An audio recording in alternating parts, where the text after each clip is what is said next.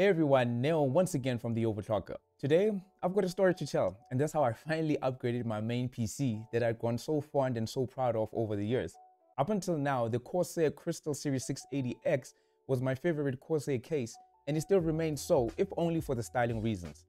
That said, I had the opportunity to build a brand new system based on the CORSAIR 3500X ARGB using RX 120 RGB fans, the MP600 Pro LPX 2TB drive, and the brilliant CORSAIR DOMINATOR titanium DDR memory, and finally CORSAIR's most epic IQ-Link Titan 360 RX RGB cooler, all of which is superior to what is currently inside my Crystal Series 680X.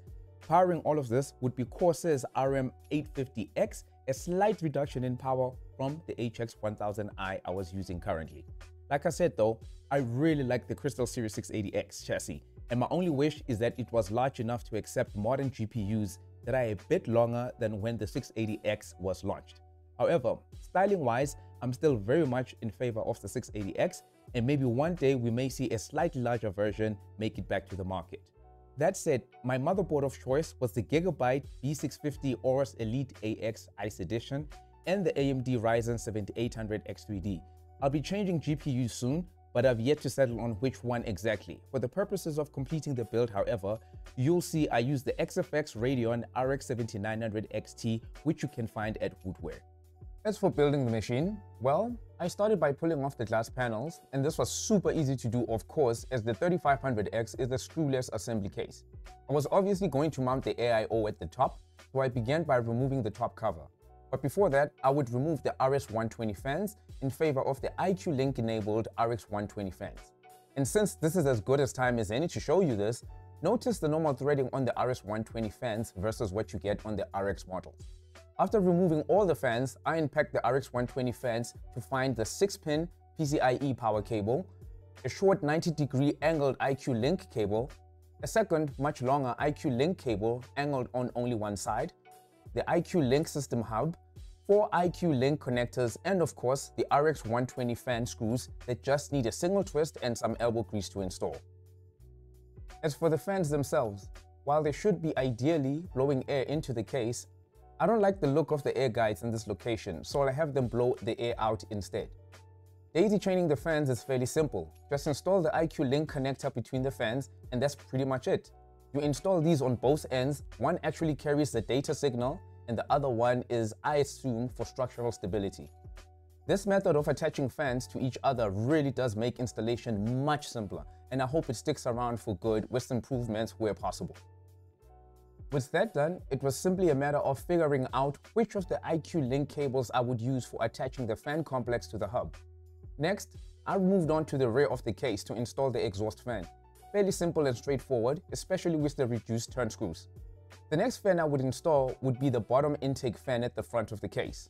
There's an easy to remove slide out dust filter here, which is much appreciated as it makes it super easy to clean. Naturally, I'd be moving the CORSAIR logo on the fans to the front, as I do prefer to have some of the logo visible here, unlike on the AIO radiator.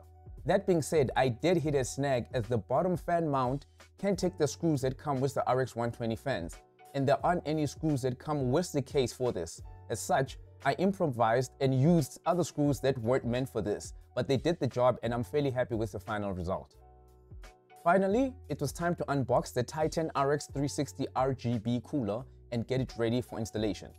CORSAIR, of course, includes all manner of accessories and mounting methods, including support for LGA 1851 socket as supported by Intel Core Ultra 200 CPUs.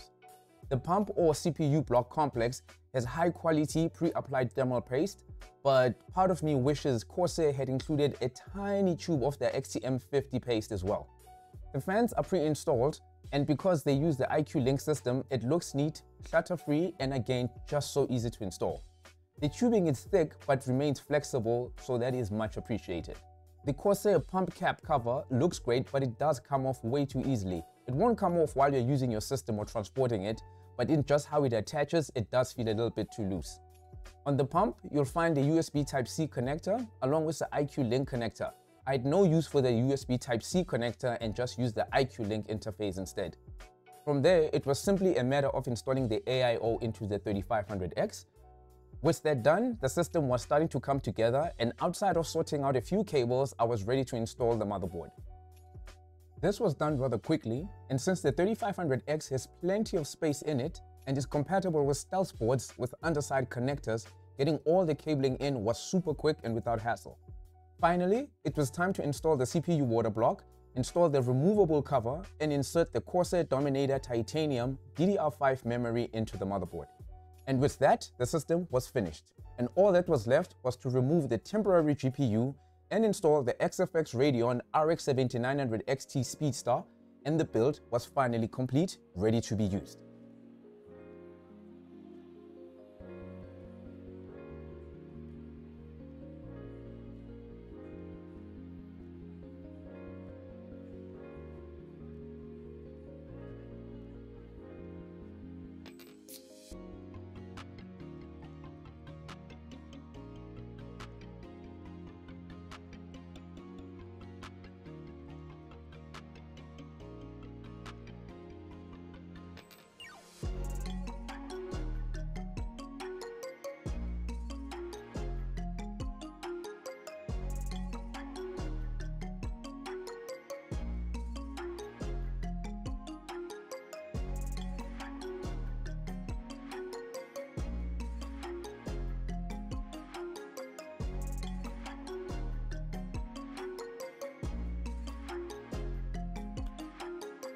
And there you have it, my complete story of how I built my brand new computer into the 3500X ARGB. Now, of course, the Crystal Series 680X is still being sold in many places, and of course it is a higher end case than the 3500X ARGB. But I'm telling you, in terms of usability, just the modernization of the case, I actually prefer this one. But overall, I'm super happy with the 3500X ARGB, which is almost the IQ Link version right now. But with that said, let me know what you guys think of the build, and are you actually using the 3500X ARGB? How are you finding that case? How are you finding the Titan cooler from CORSAIR or any of the components that I used in my build? Anyway, let me know in your comments below, and until the next time, please do take care of yourself. Remember to share, like, subscribe, and peace!